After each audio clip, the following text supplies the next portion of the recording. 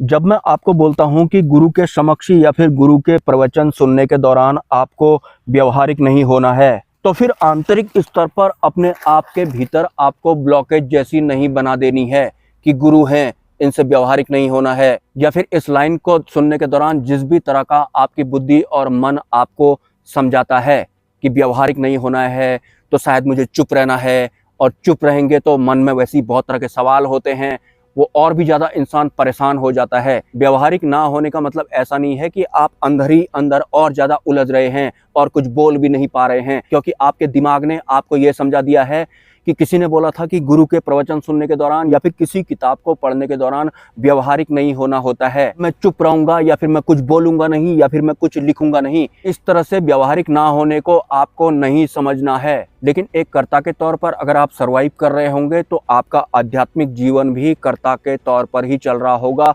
मन के अधीन चल रहा होगा, बुद्धि के अधीन चल रहा होगा। तो आप किसी भी लाइन को बुद्धि और मन से ही समझेंगे और मान्यताएं और धारणाएं जैसी बना लेंगे, किसी को बॉस जैसा समझने लगेंगे या फिर गुरु के नाम पर किसी को बहुत बड़ा कुछ समझने लगेंगे। अरे जो गुरु होते हैं वो कोई आपको ब्लॉक करने के लिए थोड़ी ना होते हैं। वैसे मैं गुरु नहीं हूँ, लेकिन गुरु कोई दीवार खड़ी नहीं करते हैं। व्यवहारिक होने से हमारा ध्यान या फिर हमारी आंतरिक व्यवस्था अंतरिम जागृति की ओर ना होकर बातों में हो जाती है या फिर व्यवहारों में ही सिमट जाती है।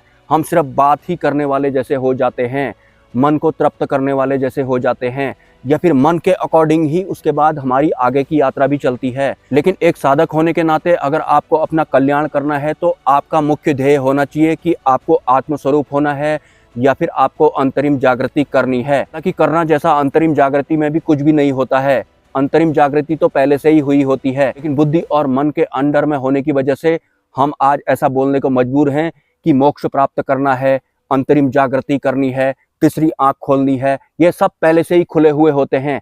परमात्मा पहले से ही सब जगह होते हैं। जो सरलता होती है वो भी पहले से ही होती है। बुद्धि और मन के अधीन होने की वजह से हम सरल कब होंगे, सरलता होती होगी तो कैसा एहसास होता होगा, क्या थोड़ा हमारे शरीर को, बुद्धि या मन को सुकून मिलता होगा। इस तरह से हमारा जो मन होता है अपनी सत्ता से हमें बाहर निकलने ही नहीं देता है। और हाँ, शरीर के बारे में कुछ बताना चाहूँगा। जैसे कि शरीर है तो इसकी मृत्यु भी होगी, और शरीर है तो इसमें कष्ट भी होंगे, मतलब दर्द वगैरह भी होंगे, बीमारियां भी होंगी, ये होती ही रहेंगी। शरीर है तो इसमें कुछ भी हो सकता है। ये जो शरीर होता है ये परिवर्तन का या फिर अस्थिरता का जीता जागता उदाहरण होता है। इसमें तरह तरह के परिवर्तन होते रहते हैं। ये बीमार हो जाता है, ये छोटा हो जाता है, ये बड़ा हो जाता है, इसमें बहुत तरह के कष्ट होते रहते हैं। तो इस शरीर में यही सब होता है। तो आपको इनको ज़्यादा तवज्जो नहीं देनी है। मतलब इस शरीर में जो भी होता है, बीमार हो गया है तो आपको होने देना है, शरीर फूट गया है, टूट गया है तो आपको फूटने देना है, उसको पकड़कर आपको नहीं बैठ जाना है। आंतरिक व्यवस्था या फिर उस संचार को आपको पकड़ना है। ये शरीर में जो जो है वो होता ही रहेगा, इसको रोकने वाला कोई भी नहीं है। इंसान बीमार भी होते रहेगा, मरते भी रहेगा, पैदा भी होते रहेगा। जब आपकी अंतरिम जागृति हो जाएगी तो भी इस शरीर में उठक पटक होती रहेगी। मतलब ये बीमार पड़ते रहेगा, ये खरोच लगते रहेगी, इसमें दर्द का एहसास होते रहेगा। इस शरीर में जो जो होता है वो अंतरिम जागृति के बाद भी होता रहेगा।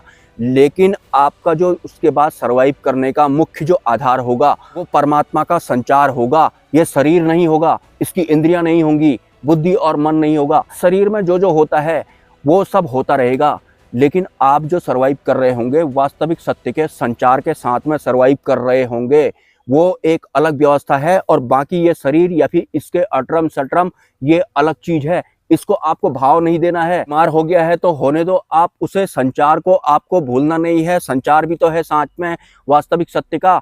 आप बार बार फिर से इस शरीर की तरफ भाग रहे हैं कि शरीर में इस तरह का बीमार हो गया है, इस तरह का कष्ट हो गया है। शरीर में ये सब होता ही रहता है। जो भी इस शरीर में होता है उसमें बहुत तरह के विस्तार और भिन्नताएं होती हैं। आप फिर से इसमें उलझ रहे हैं।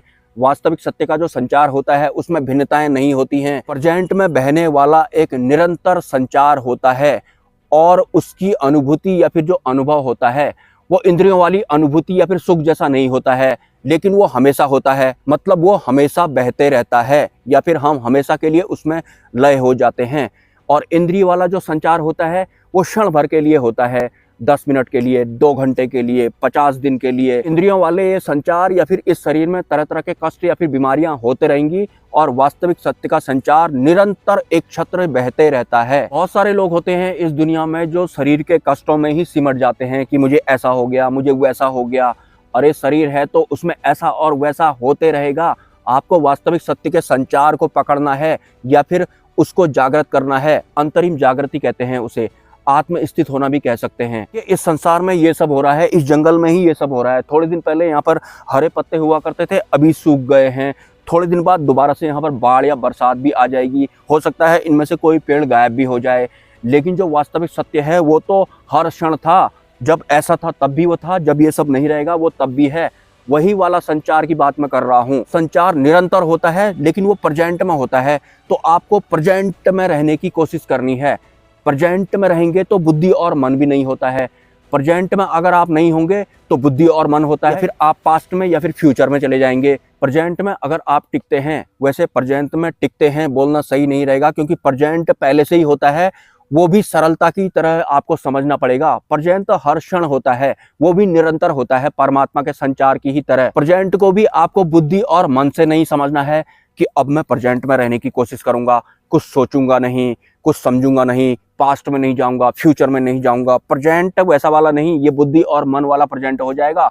अगर प्रेजेंट में टिकने को आप बुद्धि और मन के थ्रू टिकने की कोशिश कर रहे होंगे तो प्रेजेंट भी इन सबसे एक डिटैच व्यवस्था होती है। जिस तरह से परमात्मा बिल्कुल डिटैच वाली व्यवस्था होते हैं, ठीक उसी तरह से सरलता भी एक डिटैच व्यवस्था होती है। ठीक उसी तरह से आपको प्रेजेंट को भी सरल करना है। बुद्धि और मन रहित होता है जो प्रेजेंट होता है, आपको प्रेजेंट को भी सरल करना पड़ेगा। वैसे एक बार अगर आप सरल होना शुरू हो गए तो उसके बाद आप हर मामले में सरल होते जाएंगे। बुद्धि और मन के मामले में भी आप सरल होते जाएंगे। अपने होने को महसूस करने या फिर अनुभव करने के मामले में भी आप सरल होते जाएंगे। मतलब आपकी पूरी की पूरी आध्यात्मिक यात्रा जो है उसके बाद सरलता के साथ होगी और वास्तविक वाली होगी। बुद्धि और मन अगर उसमें शामिल होंगे तो आप तुरंत पकड़ लेंगे या फिर आप हट जाएंगे। सरलता को अगर आपने पकड़ना शुरू कर लिया तो मैं ऐसा करूंगा, मैं ऐसा नहीं करूंगा, ये बुद्धि का डिसीजन है। मैं भगवान को मानता हूँ, मैं भगवान को नहीं मानता हूँ, ये मन का डिसीजन है। या फिर अभी तक मेरी आध्यात्मिक यात्रा ऐसे चल रही थी, अब मुझे नए तरह का ज्ञान हो गया है तो अब मेरी आध्यात्मिक यात्रा इस तरह से चलेगी। मतलब जिस तरह के विषयों को आज तक मैं मानता था अब मैं उस तरह के विषयों को नहीं मानूंगा। ये भी मन के अंडर में है आपका।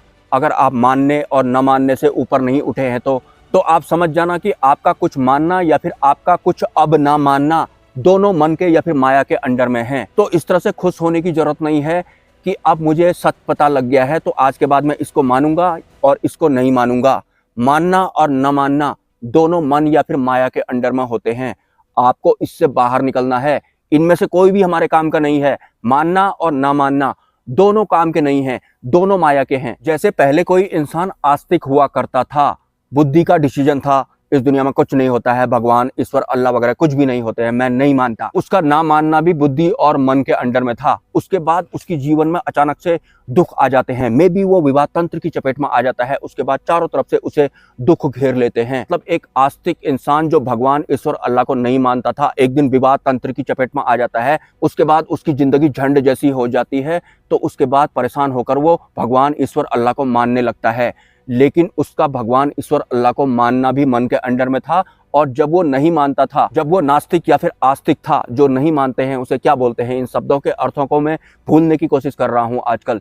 तो जब वो भगवान ईश्वर अल्लाह को नहीं मानता था तो भी वो बुद्धि और मन के अंडर में था, उसका मानना और ना मानना। और जब वो मान रहा है ये भी उसके बुद्धि और मन के अंडर में है। ये जो आस्तिक और नास्तिक होते हैं ये भी माया से ऊपर नहीं होते हैं या फिर बुद्धि और मन से पार, ये दोनों नहीं होते हैं। ये दोनों भी इसी प्रकृति के तत्व होते हैं या फिर विषय होते हैं। इसके अलावा बुद्धि और मन के अंडर में होने की वजह से जब इंसान इस दुनिया में फेल हो जाता है या फिर मैं ये कहूँ कि उसके सपने टूट जाते हैं या फिर उसके सपने बने बनाए बिखर जाते हैं, तो फिर उसका बुद्धि और मन उसकी आंतरिक व्यवस्था ऐसी भी बना देता है कि मुझे तो कुछ मिला नहीं, अब मैं तुम्हें भी नहीं मिलने दूंगा। मतलब मुझे तो परमात्मा मिला नहीं, मैं भी तुम्हें परमात्मा या फिर भगवान किसी का नहीं होने दूंगा।